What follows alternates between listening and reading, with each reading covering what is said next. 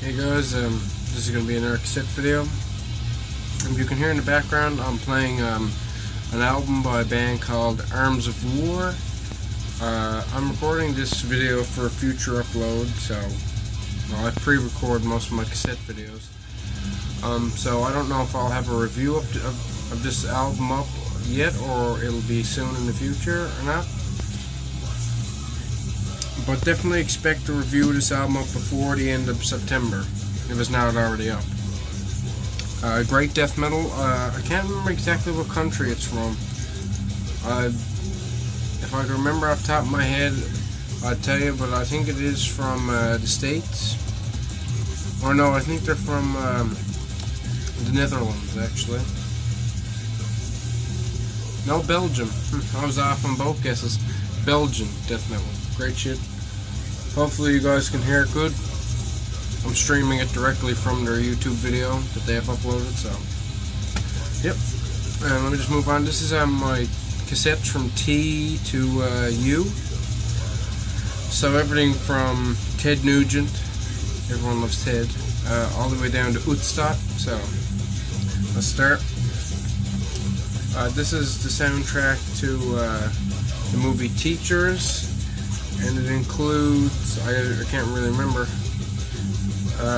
38 Special, Night Ranger, Freddie Mercury,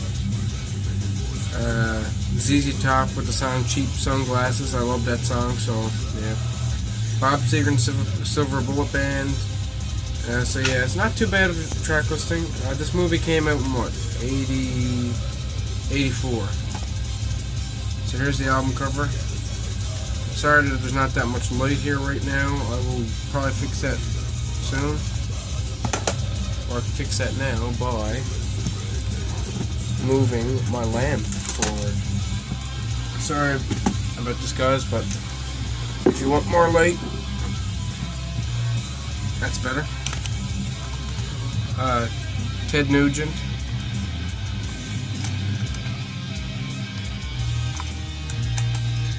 Not a big fan of Ted. I think he's a big fat cunt, but he made good rock in the 70s, in my opinion. So Ted Nugent, Little Miss Dangerous. I believe this is his, I can't even remember what year this came out in. 86. I think he's an asshole, and I wish he'd shut his mouth and keep making rock instead of just. I don't even like the majority of his newer material. But if he could just shut his fucking face, that'd be beautiful, because I hate hearing words come out of him. This is Temple of Void, demo 2013. This is fucking sick death doom. If you're into death doom of any sort, you probably love these guys. Here's the tape, a great printed tape. I can't remember if there's a limitation on this, and if it is limited, I can't remember how limited it is. But really cool printed artwork. They have a full length out now if you want to go check that out, but I have yet to pick that up. That'll probably be a end of the year purchase. Also, when Christmas comes around, obviously expect a lot of new stuff for Christmas, or expect a lot of a good video. Actually, this is a blank tape, like a blank Maxell tape. As you can see the red. I used to use those for making my like shitty band's demos years ago. But yeah, just like a printed label put over. Also, one bad thing about this cassette, only bad thing really, is that the case is super fucking tight. But whatever. Tesla, the Great Radio Controversy. Like Tesla a fair bit. I found him to be one of the better ones out of the 80s metal era. Like the popular 80s metal. Obviously the pop metal, basically. Here's the booklet.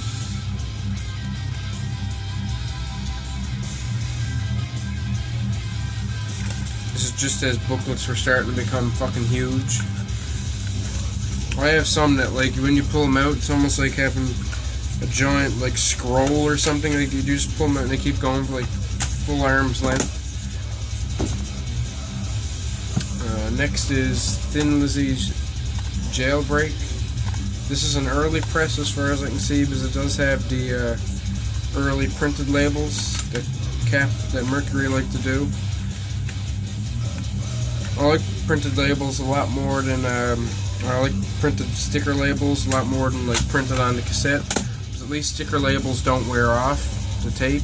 The worst they can do is get wet, but if you take good care of your cassettes, they won't.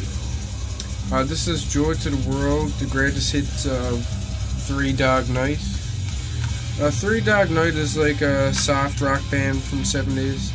I like a few of their tracks. They're not great, but they're not bad either.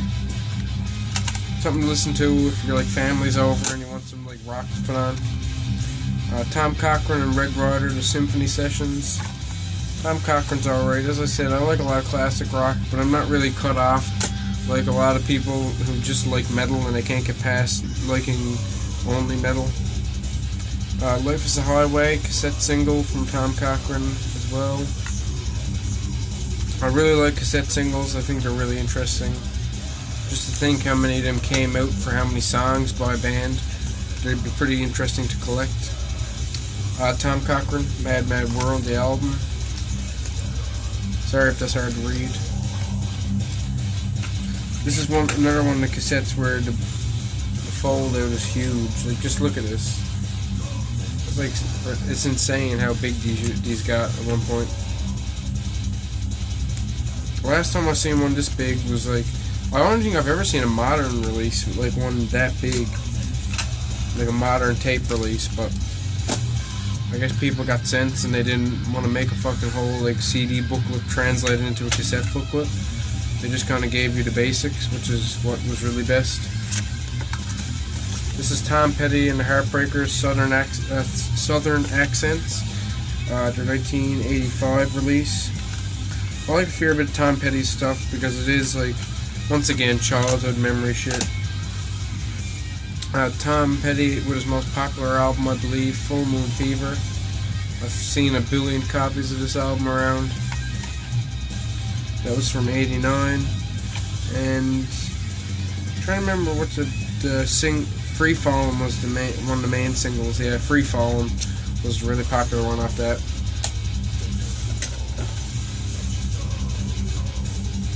It's weird to talk about Tom Petty with fucking melodic death metal playing.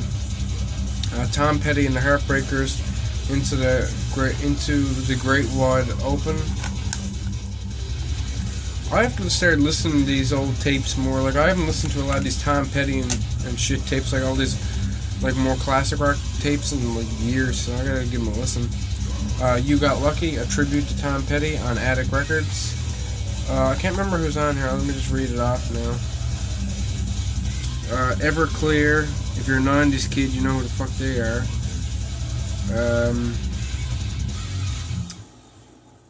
Not many names that you'd recognize, but it is a cool tribute. I have listened to it. It does sound 90s as fuck because it is a 90s tape. Toronto, which is a good Canadian band. Get It on Credit. Good like early 80s rock kind of stuff. Pretty average, but pretty alright. Toronto, Girls Night Out. Cheesy as fuck album artwork, but you know, what do you expect? I'll just move up here, guys. I feel like I'm not getting a good enough shot on the tapes. The Greatest Hits of Toronto.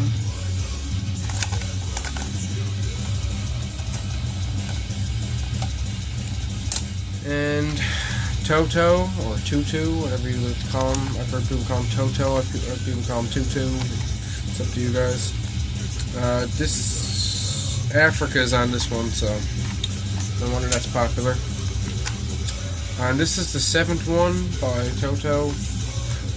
I like their album covers. Like, their album covers could be like a fucking cheesy metal band's album cover, for fuck's sakes.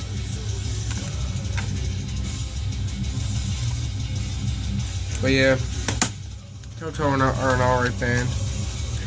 Past to Present, 77 to 90. Greatest Hits album, basically. A lot of these tapes, like I said, I usually get them at yard sales, so it isn't going to be like fucking black metal all the way through. although there is some black metal and some thrash and shit like that.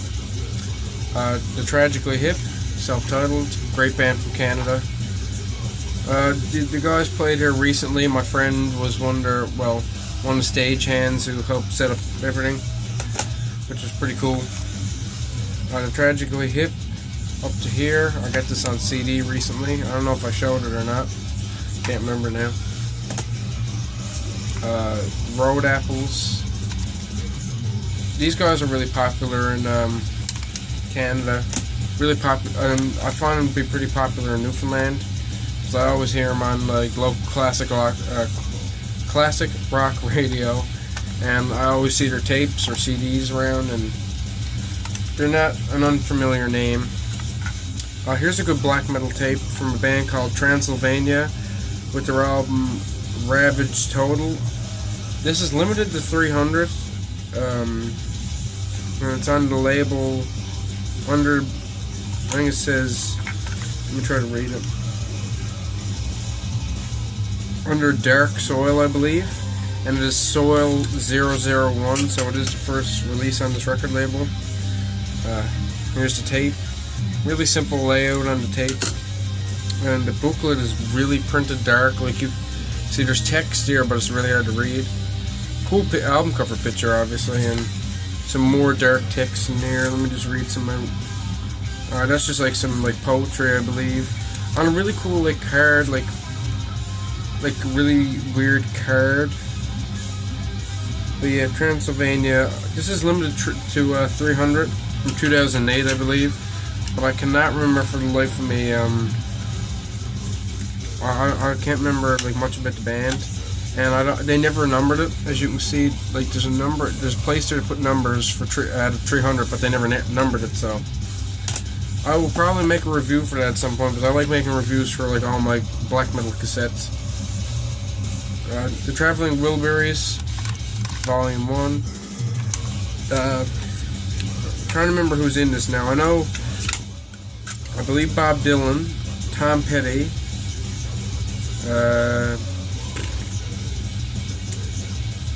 oh wait, no, this is I'm trying to remember, there was, oh yeah, they all took alternative names. But yeah, I believe it was Bob Dylan, Tom Petty, I can't really remember the rest of them at this point in time. But it was a cool side project. A lot of their songs still get played on the radio here. And this is Volume 3.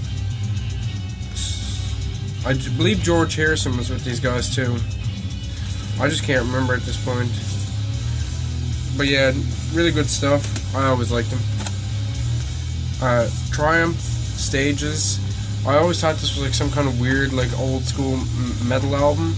But then you look at the back picture, and if you can see there, it's like fucking Journey looking dudes, or like Rush looking dudes, like not metal looking at all. But yeah, it's good, like Canadian classic rock. Good stuff. I got the CD, the album too. I believe CD is hard to find now with that album, so interesting fact. Troopers, Hot Shots, common as fuck. I actually found like 2 extra copies of this at a thrift store and gave both of them to my girlfriend and her dad, because they both like Trooper. Twisted Sister, You Can't Stop Rock and Roll. Cool picture of Dee Schneider on the back. What the fuck did I say? I'm thinking of Dee Ramone. But yeah, that's probably my favorite album, my Twisted Sister. Under a Blood Red Sky by U2.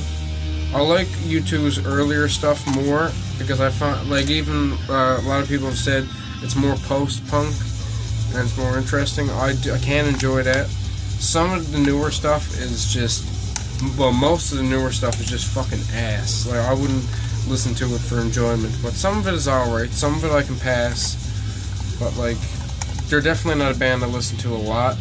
If I want to listen to post-punk and shit, I'll go listen to some underground post-punk, not fucking U2. So usually it's just like, if I'm in the mood, or it's on classic rock radio, I'll give it a quick listen. But you're not gonna catch me listening to these guys every week or anything.